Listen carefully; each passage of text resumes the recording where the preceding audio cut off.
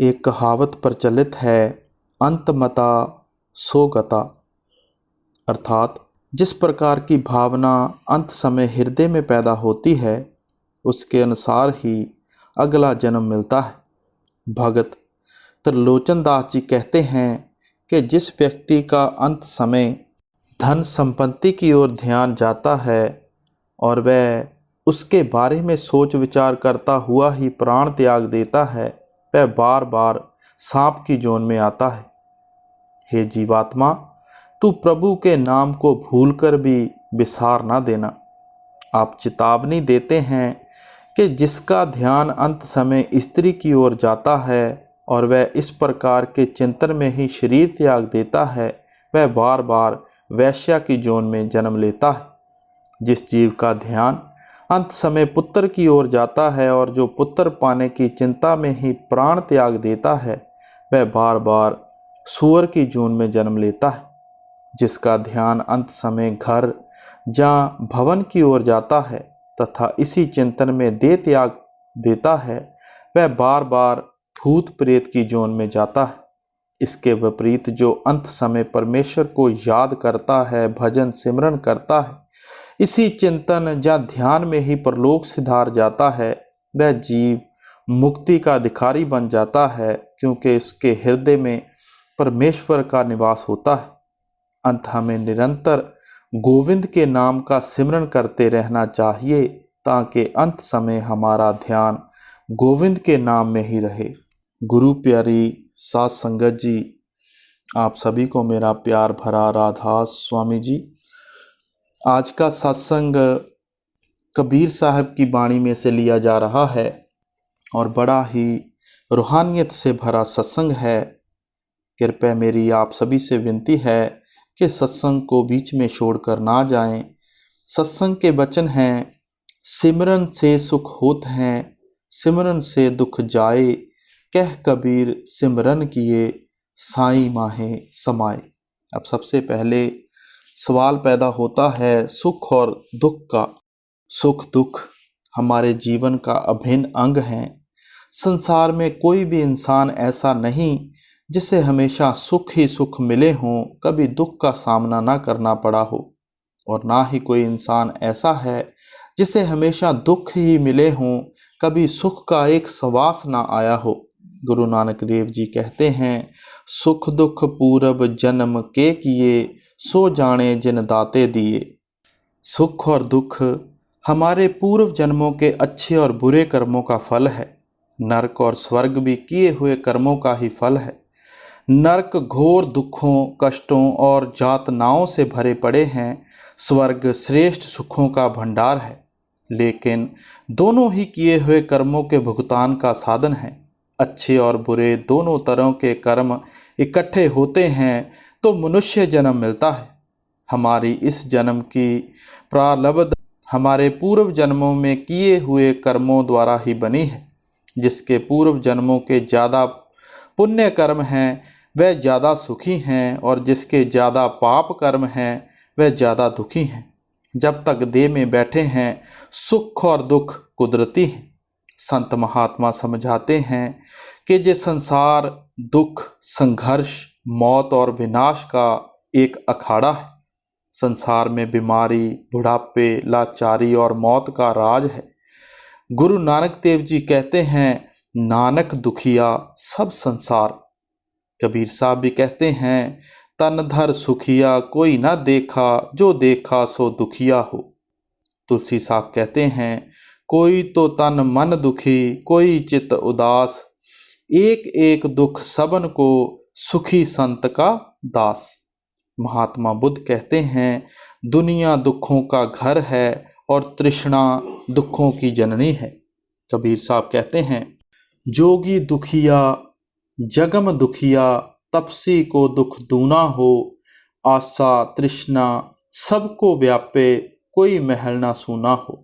आप समझाते हैं कि दुखों का मूल कारण है तृष्णा की अग्नि हर हृदय में प्रचंड है।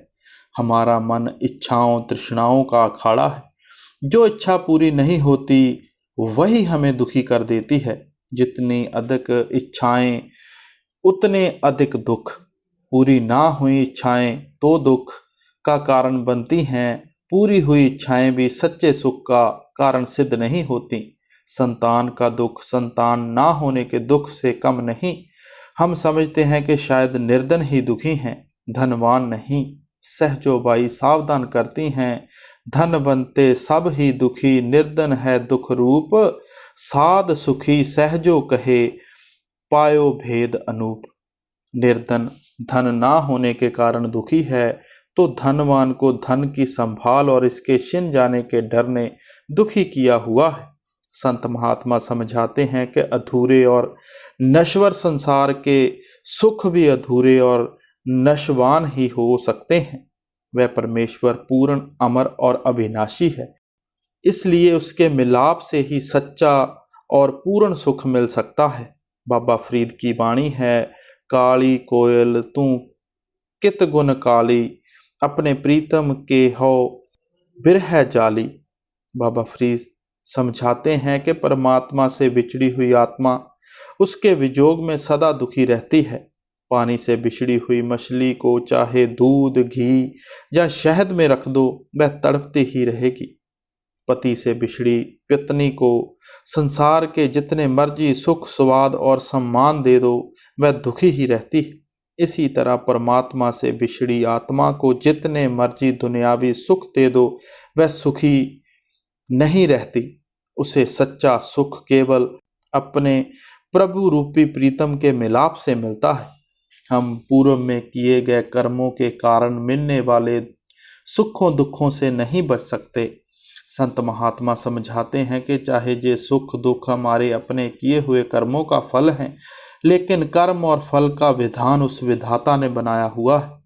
इसलिए हमें इन सुखों दुखों को कुल मालिक की रजा या भाना समझकर खुशी खुशी भोग लेना चाहिए, और साथ ही हमें यह यत्न भी करना चाहिए कि हम प्रभु भक्ति या नाम की कमाई द्वारा पूर्व में किए गए सब कर्मों का भी नाश कर लें और रूहानी उन्नति द्वारा कर्म और फल के दायरे से भी ऊपर उठ जाएं। स्वामी जी महाराज की वाणी है, शब्द कर्म की रेख कटावे, शब्द शब्द से जाए मिलावे। जब हम अपनी आत्मा को प्रभु के नाम या शब्द में लीन कर देते हैं, तब इसके पूर्व जन्मों के सब कर्मों का नाश हो जाता है और यह अनंत रूप शब्द या प्रभु में समा जाती है, और इसे ऐसी सहज अवस्था प्राप्त हो जाती है जो सुख दुख से ऊपर और परे है। अब कबीर साहब अपनी पहली पंक्ति शुरू करते हैं, सिमरन से सुख होत हैं, सिमरन से दुख जाए। कि सारा संसार अपने अपने कर्मों का सिमरन करता है। स्त्रियां अपने कार्य का सिमरन करती हैं। घर में आटा, दाल, मिर्च, मसाला आदि कौन सी वस्तु मौजूद है, कौन सी और चाहिए, सुबह की रोटी पकानी है इत्यादि। जिमीदार अपने काम का सिमरन करता है कि सुबह खेत में हल जोतना है, बीज लेकर जाना है, पशुओं के लिए चारा कौन लाएगा इत्यादि। दुकानदार अपनी दुकान का सिमरन करता है। कर्मचारी अपने काम का सिमरन करता है। स्कूल मास्टर अपने काम का सिमरन करता है कि कल कौन सी कक्षा को क्या पढ़ाना है। ठेकेदार अपने काम का सिमरन करता है कि इतना काम है, इतना हो गया है, इतना बाकी है, इतने मजदूर और लगाने से समाप्त हो जाएगा। नियम है कि जिस वस्तु का सिमरन किया जाता है उसकी शक्ल सामने आ जाती है, जिसका सिमरन उसका ध्यान। फिर जिस वस्तु का सिमरन करोगे उसी का रूप हो जाओगे, उसी में समा जाओगे। लौटकर वहीं आना पड़ेगा, जहाँ आशा तहाँ वासा।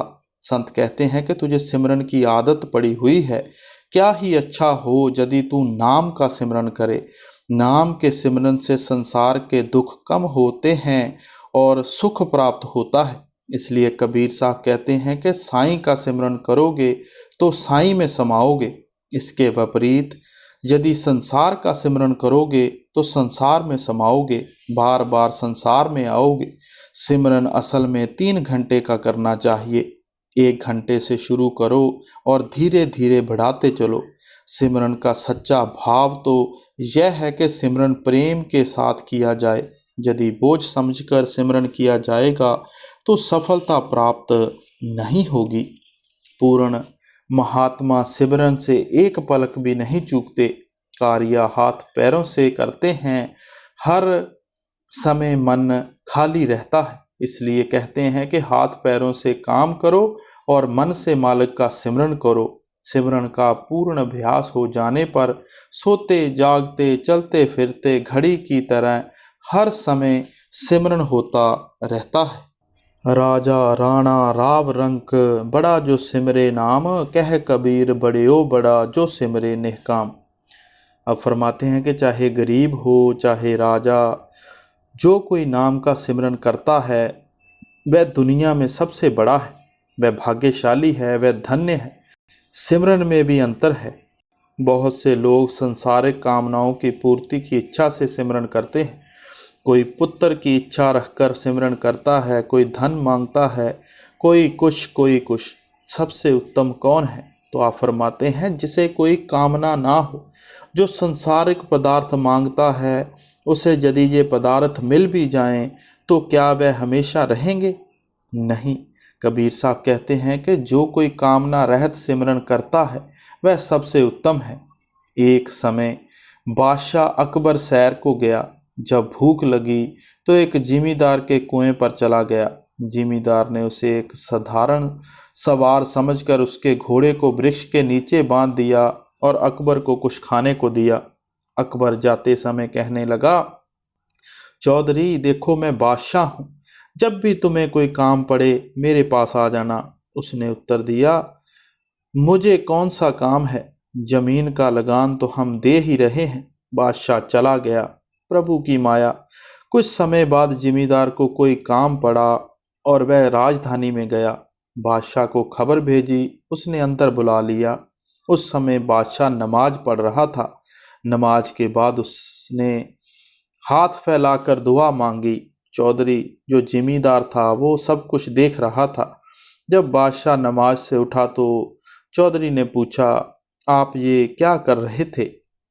बादशाह ने जवाब दिया कि खुदा से दुआ मांग रहा था कि मेरा वो काम हो जाए, मेरे राज्य में अमन शांति बनी रहे, आदि आदि।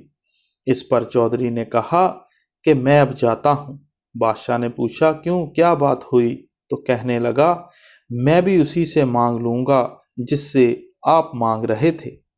नर नारी सब नरक है, जब लग देह सा काम, कह कबीर सोई पीव को जो सिमरे निहकाम।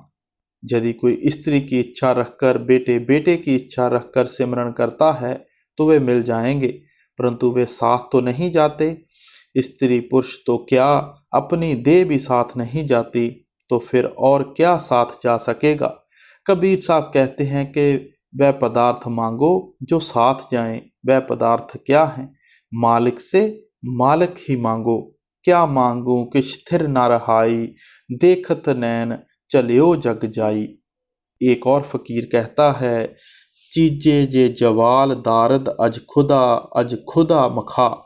प्यार और प्रेम से उस मालिक के नाम का सिमरन करो जो सदा आपके अंग संग रहेगा। कामना के वश होकर सिमरन ना करो, निष्काम होकर सिमरन करो। दुख में सिमरन सब करें, सुख में करे ना कोई, जो सुख में सिमरन करे तो दुख काहे। बयान करते हैं कि जब दुख का समय आता है तो सभी सिमरन करते हैं। यदि प्रेम प्यार के साथ हर समय सिमरन किया जाए तो दुख आता ही नहीं। दुख तभी आता है जब मनुष्य पाप करता है। मालिक कोई दूर नहीं है। सिमरन के बिना आत्मा को शांति नहीं। सिमरन के बिना आत्मिक शक्ति जागृत नहीं होती। सिमरन करने से रिद्धियाँ सिद्धियाँ शक्तियाँ आ जाती हैं। यदि कोई विपत्ति आ भी जाए तो सिमरन करने वाला घबराता नहीं, क्योंकि उसका दिल मजबूत हो जाता है। चिंता दूर करने का यदि कोई साधन है तो केवल सिमरन ही है। मालिक के नाम का सिमरन करो, सारी चिंता दूर हो जाएगी। एक समय मूसा को अभिमान हो गया कि मैं मालिक का प्यारा शिष्य हूँ। उसने खुदा के आगे प्रार्थना की कि अगर मुझसे बढ़कर भी कोई तेरा प्यारा है तो बता। खुदा ने कहा, मूसा, मेरे प्यारे बड़े बड़े जीव हैं, केवल मनुष्य नहीं बल्कि पशु पक्षी भी हैं। सामने जंगल में एक पेड़ पर एक पक्षी बैठा है, उससे मिल। मूसा ने अर्ज की, मुझे पक्षी की बोली नहीं आती। खुदा ने कहा, जा, तुझे उसकी बोली समझने की शक्ति मिल जाएगी। मूसा पक्षी के पास पहुंचा और पूछा, तेरा क्या हाल है? पक्षी बोला कि मैं तुझसे बात तो करना नहीं चाहता, परंतु तू मेरे प्यारे का भेजा हुआ आया है, इसलिए जवाब देता हूँ। सुनो, मैं मालिक का सिमरन करता हूँ, मुझे सिमरन से तनिक भी फुर्सत नहीं है। मूसा ने पूछा कि तुझे कोई तकलीफ तो नहीं? पक्षी ने कहा, तुम यह जानकर क्या करोगे?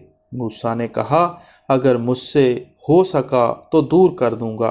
पक्षी बोला, सामने झरना है, उसे मेरे निकट ला दो, क्योंकि जब मैं झरने से पानी पीने जाता हूँ तो सिमरन से विसर जाता हूँ, सिमरन में विघ्न पड़ता है। यह देखकर मूसा चकित हो गया। यही गुरु अमरदास जी कहते हैं, एक पल खिन बिसरे तू स्वामी, जानो बरस 50। कि एक मिनट भी मालिक के सिमरन के बिना नहीं रहना चाहिए। तब ना कोई चिंता सताएगी, ना शोक। एकाग्रता के लिए संसार ने बड़े बड़े उपाय किए। कोई भुजा उठाकर खड़ा रहा, कोई कांटों की सेज पर सोया, कोई जल में खड़ा रहा, किसी ने प्राणायाम किया और कोई जेठ आषाढ़ की गर्मी में धुनी रमाए बैठा रहा, परंतु मन को रोकने में कोई सफल ना हो सका। सफलता मिलती भी कैसे? यह सब तो बनावटी ढंग थे। सिमरन प्राकृतिक विज्ञान है, स्वाभाविक है, आसान से आसान है। घर छोड़ने की आवश्यकता नहीं, काम धंधा छोड़ने की भी जरूरत नहीं। सुध यूं करो जूं सागर पनिहार, हाले डोले सुरत में कहे कबीर विचार। अब कबीर साहब कहते हैं कि ये मतलब नहीं कि तुम संसारिक कर्तव्य छोड़कर सिमरन करो। स्त्रियां पानी भरने जाती हैं, सर पर घड़ा है, ऊंची नीची जमीन है, आपस में बातें करती हैं, मगर ध्यान घड़े में रहता है। इसी प्रकार संसारिक धंधे भी करो, मगर सिमरन ना छोड़ो। सुख में सिमरन ना किया, दुख में किया याद, कह कबीर ता दास की कौन सुने फरियाद। सिमरन की सुध यूं करो जैसे कामी काम, एक पलक बिसरे नहीं निस दिन आठों जाम। सुख के समय तो सिमरन नहीं किया, जब दुखों का समय आ गया, बीमारी आ गई अथवा मुकदमा आ बना, तो मनुष्य सिमरन करता है, फिर इसकी कौन सुने। यदि किसी स्त्री से किसी पुरुष का प्रेम हो जाता है तो वह उठते बैठते सोते जागते उसी स्त्री की शक्ल उसके सामने रहती है। इसी प्रकार अगर परमात्मा का सिमरन हो तो कितना अच्छा हो। सिमरन की सुध यूं करो यूं सुरभि सुत माहे, कहे कबीर चारा चरत बिसरत कबू नाहे। जिस प्रकार बछड़े वाली गाय को चरवाहा चराने के लिए ले जाता है, गाय घास भी चरती है मगर ध्यान बछड़े में रहता है, इसी प्रकार संसार के कार्य करते हुए भी ख्याल मालिक में लगा रहना चाहिए। सिमरन की सुध यूं करो जैसे दाम कंगाल, कह कबीर बिसरे नहीं पल पल ले समाल। जिस प्रकार कंगाल आदमी पैसा पैसा जोड़कर दौलत जमा करता है, वह हर समय गिनती करता रहता है कि आज इतने पैसे हो गए हैं, कल इतने हो जाएंगे। वह दिन रात इसी में लगा रहता है, सोते जागते उसे रुपए की चिंता है। इसी प्रकार हमें हर समय मालिक के नाम की चिंता करनी चाहिए। सिमरन से मन लाइए जैसे नाद कुरंग, कह कबीर बिसरे नहीं प्राण तजे तह संग। शिकारी जंगल में जाकर एक प्रकार का बाजा बजाते हैं, हिरण उस बाजे पर मस्त हो जाता है, शिकारी उसको पकड़ लेते हैं। कबीर साहब कहते हैं कि जिस प्रकार हिरण जानता है कि मुझे पकड़ लेंगे, परंतु वह विवश होकर बाजे पर मुंह रख देता है, इसी प्रकार यदि सिमरन की लज्जत आ जाए तो मन विवश होकर अंदर चला जाता है और तब आत्मा अपने आप ऊंचे रूहानी मंडलों पर चली जाती है। सिमरन से मन लाइए जैसे दीप पतंग, प्राण तजे शिन एक में यर्त न मोड़े अंग। पतंगा जब दीपक की ज्योति को देखता है मोहित हो जाता है, प्रेम में वह दीपक की ओर चला जाता है, वह प्रेम में जल जाता है परंतु पीछे नहीं हटता। इसी प्रकार अभ्यासी का धर्म है कि चाहे गरीब रहे, अमीर रहे, बीमार रहे, तंदुरुस्त रहे, सोते जागते उठते बैठते हर समय मालिक का सिमरन करता रहे। सिमरन से मन लाइए जैसे कीट भिरंग, कबीर बिसरे आपको होए जाए तह रंग। भृंगी एक प्रकार का कीड़ा है। वह बाहर से एक दूसरा कीड़ा लाकर उसे अपनी तवज्जो देता है। यदि वह तवज्जो ले लेता है तो वह भी भृंगी बन जाता है। फिर भृंगी उसे अपने साथ ले जाता है। इसी प्रकार यदि आप मालिक के नाम का सिमरन करोगे तो मालिक में समा जाओगे, मालिक का रूप हो जाओगे। जो खुदा के नूर में मिलकर नूर हो गया वह मनुष्य नहीं रहा। जिसका ध्यान करोगे उसका रूप हो जाओगे। हजरत बायजीद बुस्तामी भी खुदा की याद में अपने आप को इतना भूल गए कि जब उन्होंने अपनी ओर देखा तो ईश्वर के सिवाय कुछ ना दिखाई दिया।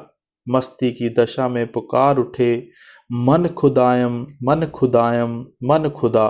भाव, मैं ईश्वर हूँ, मैं ईश्वर हूँ। मुरीद पास ही बैठे थे। जब उन्होंने यह कलमा सुना तो मन में कहने लगे कि आज हमारे पीर को क्या हो गया है, ऐसी बातें करते हैं।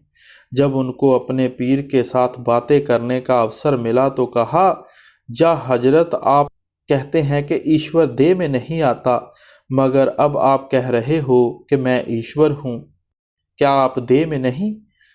बायजीद ने कहा, यह बात किसी और ने कही होगी, मैंने नहीं कही। अगर दोबारा कहूँ तो इसके लिए शरीयत में जो सज़ा मुकर्रर हो दे देना। मुरीदों ने कहा, बहुत अच्छा। 3-4 दिन बीत गए। पीर जी ने फिर वही खेल रचाया और कहा, मन खुदायम मन खुदायम मन खुदा। जब मुरीदों ने सुना तो उठ दौड़े और तलवारें, छुरी आदि शस्त्र से उसको मारना चाहा। मनसवी में लिखा है कि जिन मुरीदों ने सर पर वार किया उनके अपने सिर कट गए, जिन्होंने हाथों पर वार किया उनके अपने हाथ कट गए, जिन्होंने पीर का जो अंग काटना चाहा उसका अपना वही अंग कट गया। और पीर जी मस्त हाथी की तरह झूमते हुए कहते रहे, मन खुदायम मन खुदायम मन खुदा। बाकी मुरीद जिन्होंने पीर जी को कुछ भी नहीं कहा था चकित हो गए। जब पीर जी के साथ बात करने का अवसर मिला तो कहा, या हजरत, आपको कत्ल करने वाले स्वयं ही कत्ल हो गए, मगर आप पर तलवार का कोई घाव नहीं। तो पीर ने हंसते हुए कहा कि जो मालिक को याद करता है वह मालिक का रूप हो जाता है और वह किसी के कत्ल करने से मर नहीं सकता। सिमरन से मन लाइए जैसे पानी मीन, प्राण तजे पल बिशरे संत कबीर कह दीन। परमात्मा के नाम का सिमरन ऐसे प्रेम प्यार के साथ करना चाहिए जैसे मछली पानी का सिमरन करती है। यदि पानी से मछली को अलग किया जाए तो 1 मिनट में मर जाएगी। इसी प्रकार हमें ऐसा सिमरन करना चाहिए कि अगर मालिक के नाम से अलग हो जाएं तो मर जाएं। सिमरन सुरत लगाई के मुखते कुछ ना बोल, बाहर के पट देई के अंतर के पट खोल। जब सिमरन की लज्जत आ जाए फिर उसे बाहर प्रकट करने की आवश्यकता नहीं, क्योंकि वह ऊंचे से ऊंचा धन है। संसार उसकी परख नहीं जानता, ना ही उसका मोल कर सकता है। बाहर की आंखें बंद करो, अंदर के पट खोलो। जब अंदर की आंखें खुलेंगी तो नाम प्रकट हो जाएगा। माला फेरत मन खुशी, ताते कुछ ना होए, मन माला के फेरते घट उजियारा होए। अब कहते हैं कि माला की आवश्यकता नहीं। अगर हाथ माला फेरता है तो ख्याल किस तरह अंदर जाएगा। यदि सुरत अंदर ना गई तो कुछ ना बना। मन की माला बनाओ, काठ की माला की आवश्यकता नहीं। जब मन हर समय सिमरन करता जाएगा अंदर का कपाट खुल जाएगा, एकाग्रता हो जाएगी। माला फेरत जुग भया, फिर आना मन का फेर, कर का मन का डार दे, मन का फेर। अब कबीर साहब कहते हैं कि माला फेरते फेरते सारी उम्र बीत गई परंतु कुछ भी नहीं बना। ना आत्मा अंदर गई, ना पर्दा खुला, ना शांति आई। जय काठ का मन का फेंक दो, मन का फेरो, रूह अंदर चली जाएगी। अजपा सिमरन घट बिखे, दीना सिरजनहार, ताही से मन लग रहा, कहे कबीर विचार। नाम का सिमरन करने से हाथ पांव सो जाते हैं, जहाँ तक के सारे शरीर की चेतन सत्ता सिमट कर आँखों के पीछे आ जाती है। जब आंतरिक कपाट खुलेगा तो आत्मा मस्त हो जाएगी। पहले सूर्य चंद्र दिखाई देंगे, फिर धुन आएगी। जय शब्द धुन ही स्वाभाविक अजपा जाप है, उनके साथ अपनी सुरत जोड़ दो। कबीर माला मन की और संसार भेख, माला फेरे हर मिलें तो गले रहट के देख। अब आप फरमाते हैं कि सिमरन प्रेम और प्यार के साथ होना चाहिए। यदि माला फेरने से परमात्मा मिलता तो यह जो रहट चल रही है यह भी तो माला है, इसे हरि मिलना चाहिए था। परंतु सच्चा सिमरन यह नहीं है। इसी प्रकार चीन देश के लोगों ने एक यंत्र तैयार किया है। उसे एक चक्कर दो, वह 1000 चक्कर खाता है। एक मंत्र लिखकर उसमें डाल देते हैं। जो मंदिर गया, 2 चक्कर दिए, 2000 जाप हो गए। चक्कर देने वाला मनुष्य समझता है कि उसने नाम के 2000 जाप कर लिए। यह तो कुछ भी नहीं है। यदि सिमरन करने की यह युक्ति है तो इससे शांति आनी चाहिए, परंतु इससे शांति नहीं आती। बहुत से हिंदू राम नाम लिखकर आटे की गोली बनाकर पानी में डालते हैं। उससे पूछो, राम तो आपके अंदर है, अंदर कभी गए नहीं तो राम किस तरह मिले। पूर्विया हमेशा स्नान करते हैं। एक बार पूर्विया काबुल गया, वहाँ सर्दी होती है। जब नदी में स्नान करने गया तो स्नान करने को मन ना माना। एक कंकर उठा लिया और नदी में फेंक कर कहा, कंकर स्नान सो मंकर स्नान। यह कहकर वापस आ गया। मार्ग में एक और पूर्विया मिला। उसने पूछा, स्नान कर आए? पहले ने पूरा हाल सुनाकर कहा, कंकर स्नान तो मंकर स्नान। इस पर दूसरा उसके गले मिलकर कहता है, तोर स्नान सो मोर स्नान।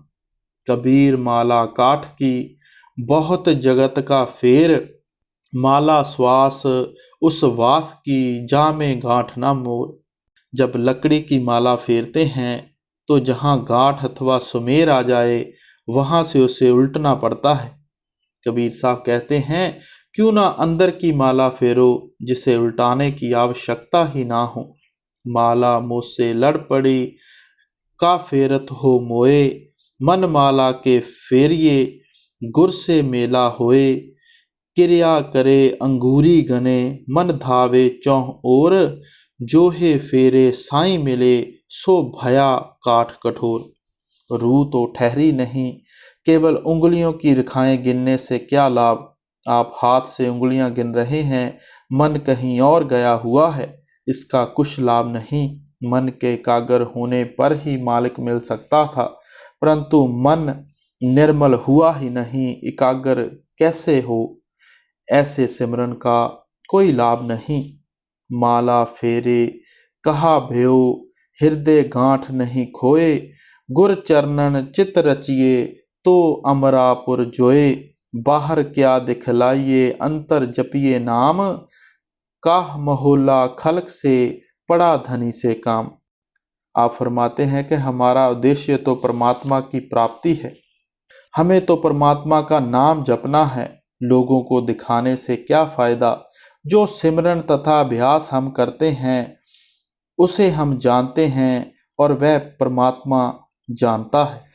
संत महात्मा समझाते हैं कि सतगुरु द्वारा दिए गए नाम का सिमरन पल पल क्षण क्षण करना चाहिए, क्योंकि यह सिमरन ही मन पर लगी जन्मों जन्मों की कर्मों और संस्कारों की मैल उतार सकता है। गुरु नानक देव जी की वाणी है, एक दो जीवो लख होए, लख होवे लख 20, लख लख गेड़ा आखिए, एक नाम जगदीश।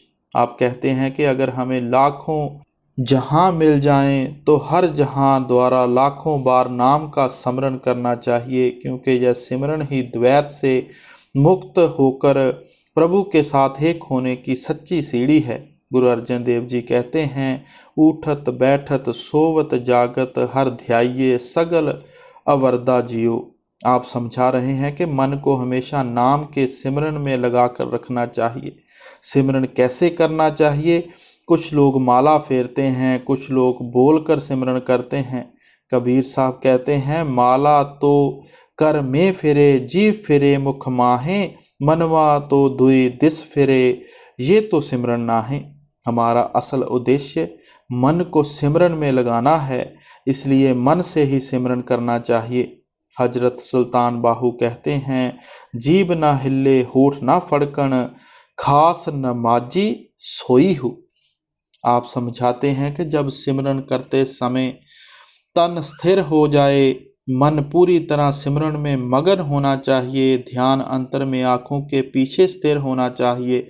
इस तरह से किया गया पल भर का सिमरन अस्थिर शरीर और चंचल मन द्वारा जुगों प्रयत्न किए गए सिमरन से कहीं अधिक फलदायक होता है।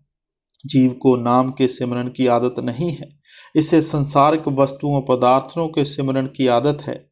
साधक सिमरन करता है, लेकिन मन बार बार नाम के सिमरन को छोड़कर अन्य अनेक वस्तुओं और पदार्थों के सिमरन की तरफ दौड़ता है। इसका कारण नाम के सिमरन की कमी है। इसी कमी को केवल नाम के सिमरन द्वारा ही पूरा किया जा सकता है। शुरू शुरू में मन के साथ लड़ाई करनी पड़ती है और इसकी चौकीदारी करनी पड़ती है। बार बार सिमरन से दौड़ने वाले मन को बार बार सिमरन में लगाना पड़ता है। शुरू में सिमरन शुष्क और नीरस लगता है, क्योंकि ज्यों ज्यों सिमरन पकता है और ध्यान धीरे धीरे आंखों के पीछे एकाग्र होना शुरू होता है, तो सिमरन में से रस आने लगता है। जब चलते फिरते उठते बैठते सोते जागते जाने हर समय सिमरन किया जाए, तो अभ्यास के समय मन जल्दी सिमरन में लग जाता है और एकाग्रता जल्दी प्राप्त होती है। धीरे धीरे ऐसी अवस्था प्राप्त हो जाती है कि एक चक्कर की तरह सिमरन अपने आप हमेशा चलने लगता है। सिमरन करते करते सिमरन से प्रेम हो जाता है। जब प्रेम से सिमरन करते हैं तो सिमरन से वह फल मिलता है जिसकी कल्पना कर सकना कठिन है। गुरु प्यारी साध संगत जी, वह प्रभु दया और प्रेम की मूर्त है। वह घट घट की जानने वाला है। हमारा हृदय धन दौलत यौवन सुंदरता राजपाट की शक्ति कुल और जात आदि के अभिमान के कारण मलिन हो चुका है। हमें अपने शुभ कर्मों का मान है। हमें जब तक पूजा पाठ दान पुण्य तीर्थ व्रत आदि का अभिमान है। जब तक हृदय में लेश मात्र भी अहम का भाव कायम है, हम उस दाता से कुछ भी प्राप्त नहीं कर सकते। वह दया करना चाहता है, वह प्रेम की वर्षा करना चाहता है, लेकिन अहम के कारण गंदे हो चुके हृदय में उसके प्रेम और उसकी दया का अमृत नहीं ठहर सकता। इसलिए हमें अहम को त्याग कर विनम्र भाव से और सच्चे हृदय से कुल मालिक से दया की भीख मांगनी चाहिए। हमें चाहिए कि जैसा जैसा मौजूदा सरकार हमें बोल रहे हैं, फरमा रहे हैं कि कुछ करने की ज़रूरत नहीं है, जब भी वक्त मिले ड्यूटी समझकर बैठ जाओ, वो परमात्मा आपका परमार्थ भी संवारेगा और स्वार्थ भी संवारेगा। राधा स्वामी जी।